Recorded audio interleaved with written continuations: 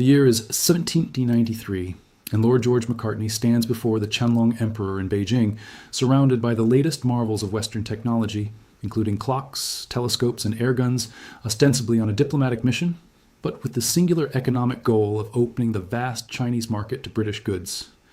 Britain is in the midst of a consumer revolution with an insatiable thirst for tea, a leaf that grows primarily in the Chinese interior. But Macartney is failing in his mission because the emperor has no interest in British woolens or scientific instruments. The emperor dismisses the trade proposals with a letter to King George III that states the Celestial Empire possesses all things in prolific abundance and lacks no product within its borders, creating a massive balance of payments crisis for the British East India Company. The Chinese economy runs on silver, and for centuries it has been the global center of gravity for trade, demanding hard cash for its silk, porcelain, and tea, while rejecting Western manufactured goods. By the late 18th century, the British are buying millions of pounds of tea annually and bleeding silver to pay for it, a trade imbalance that is unsustainable for the East India Company, which is not just a trading firm but a corporate state with administrative costs in India. They need a commodity that the Chinese do not have, something that creates its own demand and can reverse the flow of silver, and they find it in the poppy fields of Bengal. The economic weapon that eventually brings the Qing dynasty to its knees is forged in the fertile soil of British-occupied India, where the East India Company consolidates control over a region with a long tradition of opium cultivation. While opium had used in China for centuries for medicinal purposes, the British see an opportunity to industrialize its production and commoditize addiction. The strategy is strictly financial. If the Chinese refuse to buy British-manufactured goods, the British will sell them a narcotic. A significant legal hurdle exists because the Qing government has banned the smoking and importation of opium, so the British develop a sophisticated laundering scheme to maintain plausible deniability. The East India Company holds the monopoly on opium production in India, forcing peasant farmers to convert food crops to poppy, processing the raw opium into cakes stamped with the company's seal, and selling it at auction in Calcutta to private country traders. These private traders act as the crucial link buying the opium in India and sailing it to the Chinese coast, allowing the East India Company to claim its hands are clean of smuggling while ensuring the drug reaches the Pearl River Delta. The economics of this triangle trade are devastatingly effective as private traders sail to China, anchor off the coast near Canton, and sell the opium to Chinese smugglers in exchange for silver. They then take that silver back to Canton and pay it into the East India Company S Treasury in exchange for bills of exchange, which the company uses to buy tea from legal Chinese merchants. The cycle is complete, and the silver Britain uses to buy tea is no longer coming from London, but from the pockets of Chinese opium addicts, effectively allowing the British to get their tea for free while socially destroying their trading partner. In the early 19th century, the volume of trade is small, but the profit-maximizing East India Company invests in research to improve opium potency, creating specific brands like Patna and Benares that command loyalty. They lower prices to undercut local competition and expand the market base, causing the number of chests imported into China to skyrocket from roughly $4,000 in 1800 to over $40,000 by 1838. The impact on the Chinese economy manifests as a sudden and severe deflationary spiral because the Chinese monetary system is bimetallic, using copper cash for daily transactions and silver for taxes and large payments. As opium floods the country, silver floods out to pay for it, causing the value of silver relative to copper to skyrocket. By the late 1830s, a peasant has to pay double the amount of copper cash to buy the silver needed for taxes, effectively doubling the tax burden and crushing the peasantry. The imperial treasury begins to empty, and for the first time in history, China becomes a net exporter of bullion, turning the silver drain into a pressing national security issue that threatens the solvency of the state. Corruption accompanies the trade, corroding state authority as the Canton system, designed to quarantine foreigners, is broken by the vast network of bribery required for the illegal trade. Chinese smugglers, local magistrates, and customs officials are on the British payroll participating in the squeeze, while British opium clippers and Chinese scrambling dragons ferry the drug past customs houses. Inside the imperial court in Beijing, a fierce debate erupts between a faction arguing for legalization and taxation to keep silver within China, and a hardline faction arguing for a total crackdown to preserve the moral mandate of the state. The Daoguang emperor, concerned by addiction within the army and civil service, sides with the hardliners and appoints Lin Zexu, a scholar official of intense moral rectitude, as imperial commissioner to end the trade.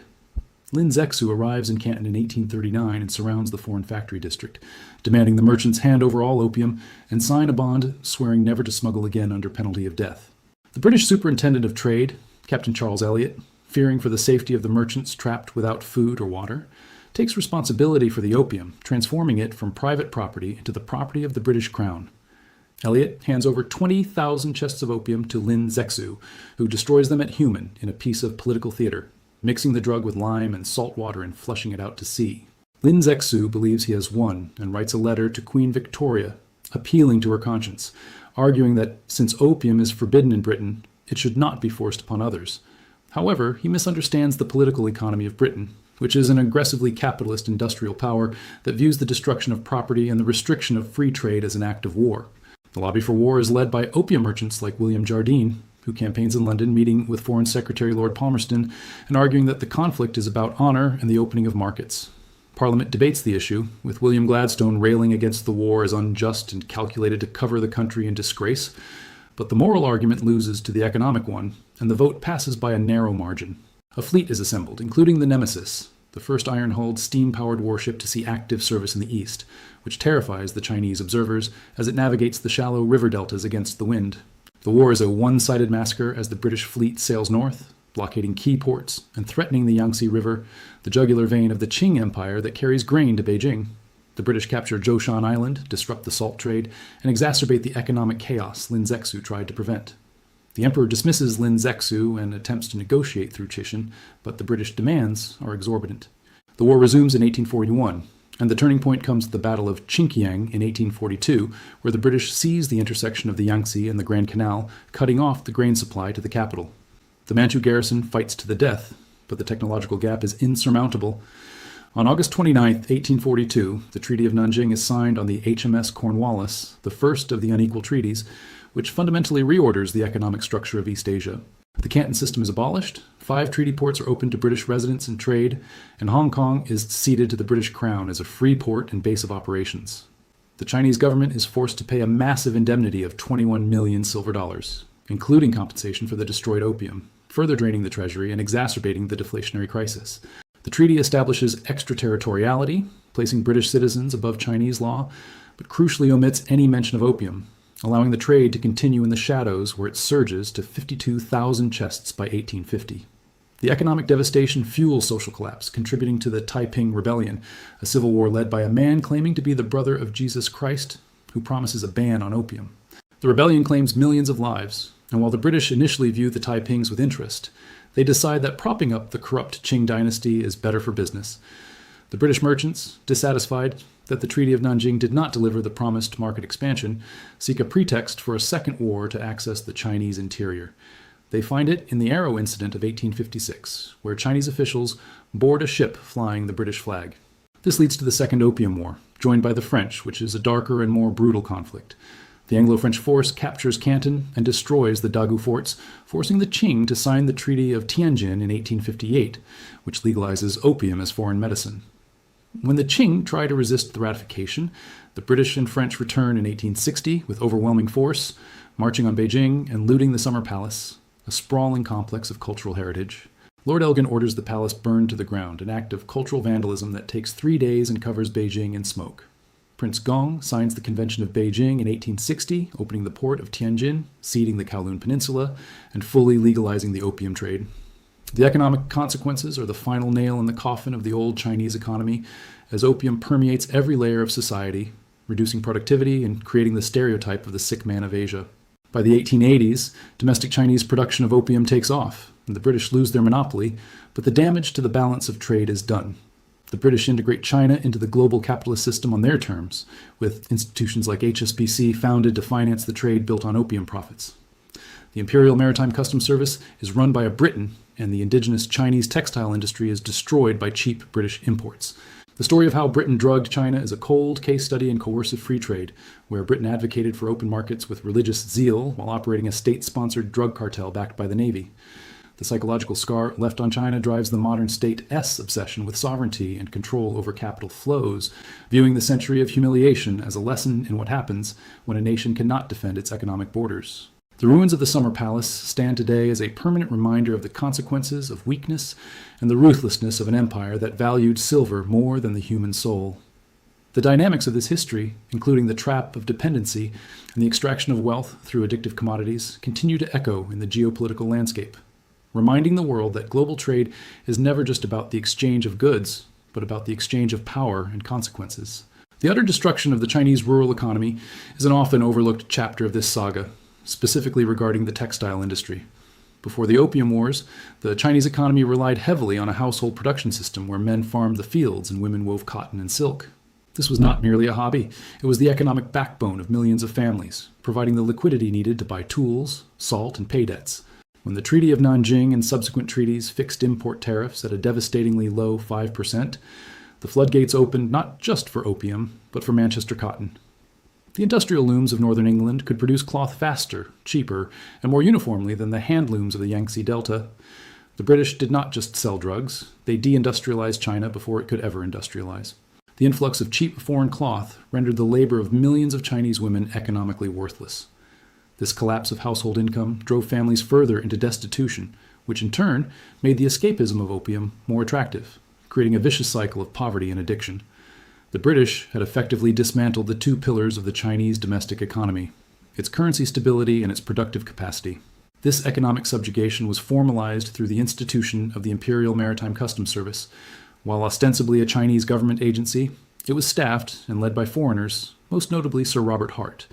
Hart was a man of immense capability who modernized the Chinese customs system, ensuring that tax revenues were collected efficiently and honestly.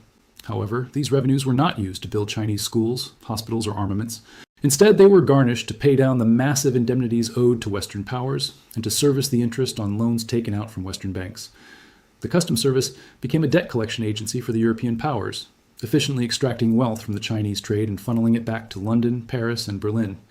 It was a perfect system of neo-colonial control. The Chinese paid for their own subjugation, and the British administrators were hailed for their efficiency. The role of the Hong Kong and Shanghai Banking Corporation, or HSBC, is critical to understanding the long-term financial infrastructure that emerged from the opium trade. Founded in 1865, immediately following the Second Opium War, HSBC was established to finance the growing trade between China and Europe. Its founding board of directors was a who's who of the opium trade, including representatives from Dent and Comers and other major hongs. The bank provided the credit and the currency exchange mechanisms that allowed the opium trade to scale from a smuggling operation into a standardized, financialized global industry. They facilitated the movement of silver from Chinese buyers to Indian sellers and British accounts. The capital accumulated from the drug trade was thus laundered into the respectable face of modern banking, eventually financing railways, shipping lines, and infrastructure projects across Asia. The skyline of modern Hong Kong and the financial power of the City of London are built in part on the foundations laid by these opium profits. The social rot within China extended deep into the military and the bureaucracy. By the late 19th century, it was estimated that significant percentages of the Qing bannermen, the elite military caste, were addicts. When the Sino-Japanese War broke out in 1894, the Chinese defeat was swift and humiliating. While Japan had spent the previous decades modernizing and industrializing under the Meiji Restoration, carefully avoiding the debt traps and trade imbalances that crippled China, the Qing military was hollowed out. Officers were known to sell their units gunpowder to buy opium. The physical debilitation of the workforce in the military meant that China was unable to defend itself against further encroachments, leading to the scramble for concessions, where European powers carved up China into spheres of influence like a melon. It is also vital to understand the British justification for this trade, which relied on a self-serving interpretation of free market morality. In the British Parliament and press, the argument was frequently made that the Chinese desire for opium was a pre-existing demand and that the British were simply fulfilling a market need.